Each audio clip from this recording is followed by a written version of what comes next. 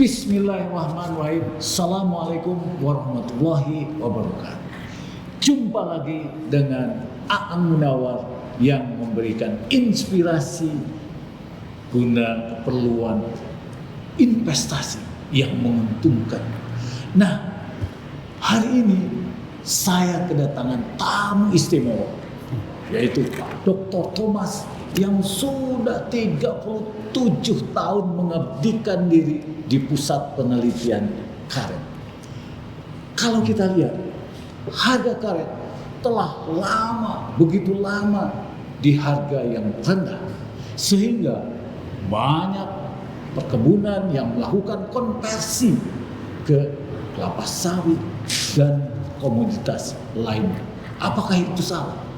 Tentu saja tidak salah, karena para manajemen dalam board of direction itu selalu diberikan pengarahan oleh para pemegang saham untuk mengutilize lahannya ke produk-produk yang menguntungkan. Nah, sekarang kita melihat berdasarkan prediksi Mr. Smith bahwa harga karet akan terus meningkat. Dan tentu saja dalam investasi kita mengenal ada ungkapan dari Warren Buffett, "Don't put your old age in one basket." Nah, inilah yang serunya, bahwa saat ini harga karet terus meningkat, bahkan diramalkan tahun 2035 ini ke semula $5. Nah, untuk itu kita bincang-bincang dengan Pak Thomas. Pak Thomas, apakah benar ya harga karet ini terus meningkat? Ya, terima kasih Pak Ang. Yang disampaikan tuh memang benar. Jadi pekebun karet atau pebisnis karet itu euforia saat harga karet tinggi mencapai $5 di tahun 2011. Rame-rame orang banyak menanam karet di areal baru, sehingga kurang lebih 10 tahun terakhir itu ada penambahan areal baru Pak ya, itu sebesar 3 juta hektar. 3 juta hektar. Nah, nampaknya supply ini tidak seimbang dengan demand atau kebutuhannya. Nah, sehingga harga turun. Harga turun terendah itu di 2016 cuma $1 Pak. Nah, bayangin dari 5 menjadi $1. $1. Banyak yang rugi ya. Banyak yang rugi, kolaps. Iya. Kalau perkebunannya nggak kuat, dia kolaps, bangkrut lah gitu. Iya. Ya. Nah, tetapi sekarang udah berubah kondisinya. Orang udah melihat bahwa itu kelebihan supply, otomatis mengerem. Menanam baru hampir kecil sekali Pak.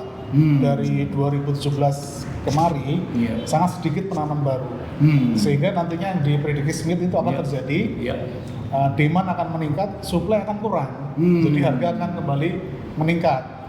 Yang diprediksi Smith yaitu seperti itu Pak. Jadi trennya sekarang pun udah mulai naik secara pelan-pelan. Sekarang udah di harga $1.70 ya. TSR 20. Nah, itu yang menyatakan bahwa memang harga karet ini akan meningkat. Nah, untuk itu tentu saja pusat penelitian karet sudah menghasilkan berbagai klon yang berproduktivitas tinggi. Bagaimana tuh Pak Thomas mengenai klon-klon si karet? Jadi pusat karet Pak membuat semacam penelitian-penelitian yang cepat yang bisa diterapkan untuk masyarakat, khususnya pada saat harga karet rendah. Nah, misalnya itu dengan intercropping Pak, kita rubah sistem jarak tanamnya sehingga memungkinkan menanam intercropping dengan jangka waktu yang sangat panjang.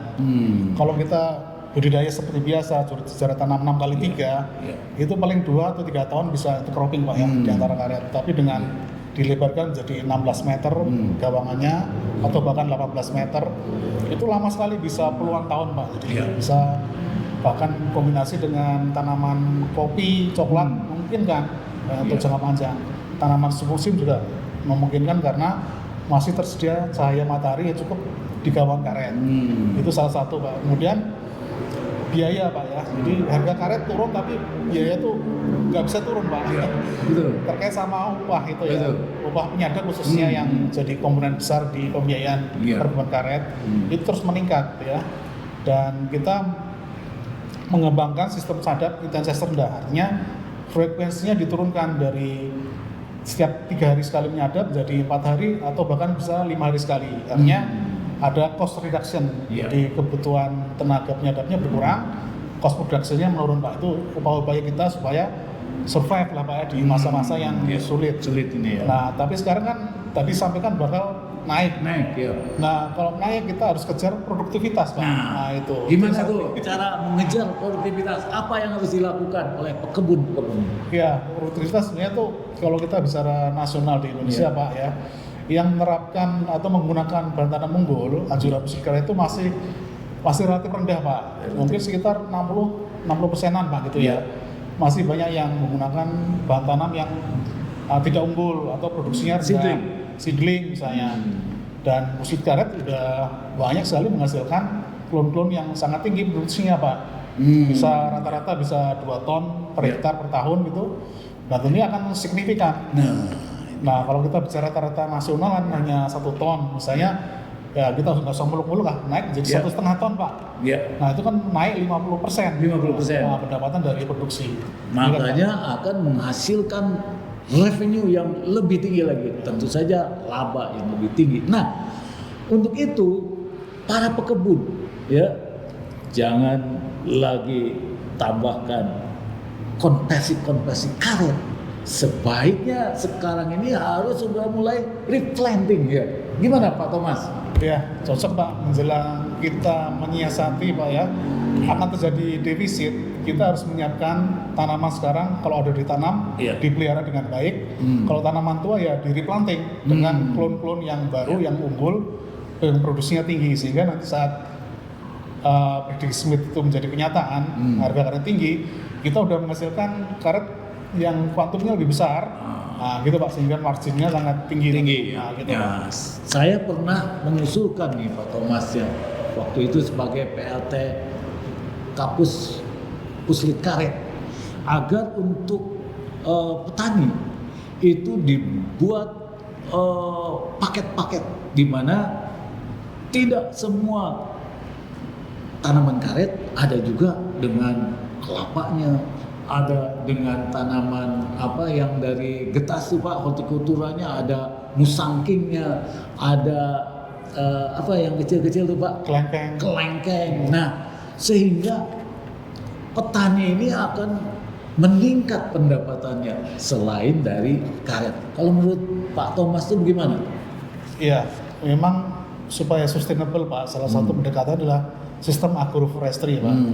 Jadi kita tidak hanya monokultur karet, tetapi juga dikombinasikan dengan komoditi lainnya, seperti kalau sampaikan ada durian, ada nanti bisa kopi atau kakao gitu Pak. Itu betul. ya seperti itu, tidak menaruh semua telur dalam satu basket. Nah, itu cocok gitu. Pas ya. Ya, cocok itu Warren Buffett konsepnya seperti itu.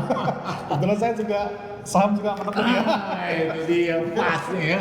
Jadi sudah kalau pekebun-pekebun di pusat-pusat, saya sudah mendengar Pak, ternyata di pusat penelitian karet ini sedang dilakukan penelitian menggunakan Glow Green ya, bisa mempercepat lilit batang sehingga diharapkan mulai tanaman menghasilkannya dipercepat, bisa 3-4 tahun.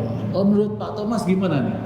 Iya, Konsep jadi Glow Green oleh Puslit Karet Pak itu jadi unggulan karena pupuknya efektif Pak. Kita kalau biasa orang pupuk dengan pupuk padat, granul atau briket, itu jumlahnya besar ya, karena efisiensinya rendah Pak. Nah, pupuk Glow Green ini kan disemprotkan air yang mudah diserap, sehingga sangat efisien Pak. Dampaknya sangat cepat karena langsung masuk ke jaringan tanaman ya, tanpa ya losesnya kecil lah Pak. Kalau pupuk padat itu salah aplikasi itu tersuci, banyak yang hilang. Kalau yang ini masuk ke jaringan tanaman secara cepat lewat daun gitu Pak. Dengar tuh dari ahlinya bahwa ada produk dari pusat penelitian karet Glow Green yang memang membuat glowing. Nah ini selain itu Pak Thomas, saya mendengar bahwa tanaman karet itu bisa menyerap karbon begitu besar.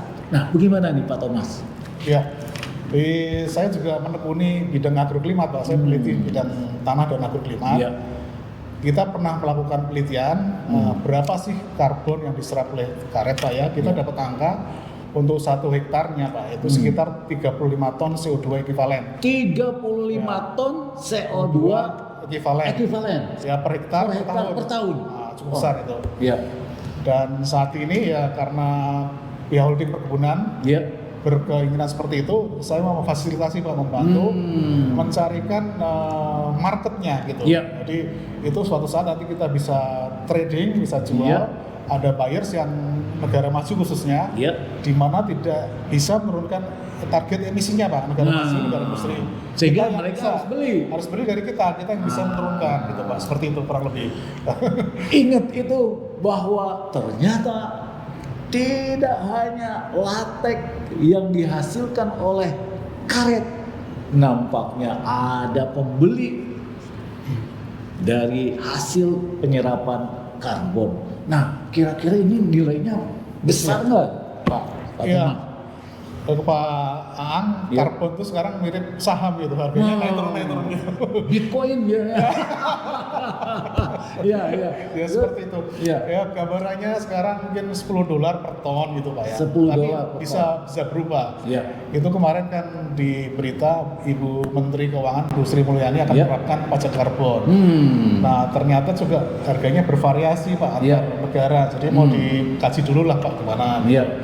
Jadi peluangnya besar, Pak. Jadi selain nantinya kita mendapatkan latek, juga Iya. kita coba trading kan karbonnya di CO2 yang diserap oleh tanaman karet. Kita coba kita jual gitu, Pak. Gitu. Seperti itu ada. Kalau syarat-syarat untuk bisa dijual karbon, penyerapan karbonnya itu seperti apa? Apakah setiap perkebunan rakyat pun bisa dijual atau bagaimana? Itu melalui proses sertifikasi, Pak, sertifikasi verifikasi, dan memang kalau perkebunan rakyat harus ada yang memayungi gitu, Pak ya. Nah. Kalau suatu company, perusahaan rasanya lebih mudah karena sertifikasi kan ya bisa perlu biaya juga, Pak ya. Ya. Ya, perlu biaya, tapi nantinya kan dapat dari Nah, company itu dia. gitu. RPN sudah menjadi LS Pro, artinya sudah bisa melakukan pelayanan terhadap sertifikasi. Ya. Nah ini ya, jadi Bapak Ibu, sobat pemirsa sekalian, ternyata karet itu begitu besar manfaatnya buat kehidupan. Kita melihat bahwa hasil dari karet ini bisa jadi glove, sarung tangan, kemudian berbagai macam produk yang sekarang sudah mulai ada aspal karet. Nah, oleh karena itu maka dengan peningkatan terus penggunaan karet alam, diharapkan harga lebih cepat lagi, tidak menunggu tahun 2035. Nah, inilah yang harus diperhatikan oleh para investor, ya terutama karet.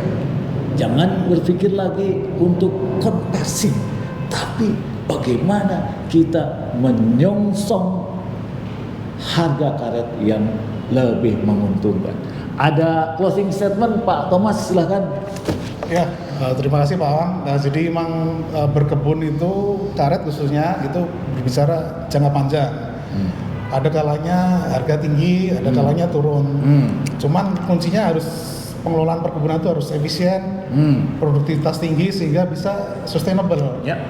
Kalau kita membangun kebun misalnya tidak standar, Ya. akan sulit menghadapi masa-masa yang seperti sekarang ya, harga yang rendah Ya. cukup lama, akan bisa rugi perusahaan. Tapi kalau kita semuanya standar, Pak ya, Ya. menggunakan klon yang bagus, standar, produksi tinggi, Ya. pengelolaannya efisien, biayanya efisien, Tidak akan rugi, ya, Tidak akan walaupun rugi. harganya $1 begitu. bisa bertahan. Amin. Itu dia. Itu yang menjadi kunci utama. Saudara-saudara sekalian, mulai dari sekarang, mulai dari diri sendiri, dan mulai dengan hal yang kecil, kita harus mengeksekusi berbagai investasi yang menguntungkan dan meningkatkan nilai perusahaan. Sekian dulu, kita akan bahas lagi di lain kesempatan mengenai karet ini. Terima kasih. Wassalamualaikum warahmatullahi wabarakatuh. Salam sehat. Salam sehat. Terima kasih.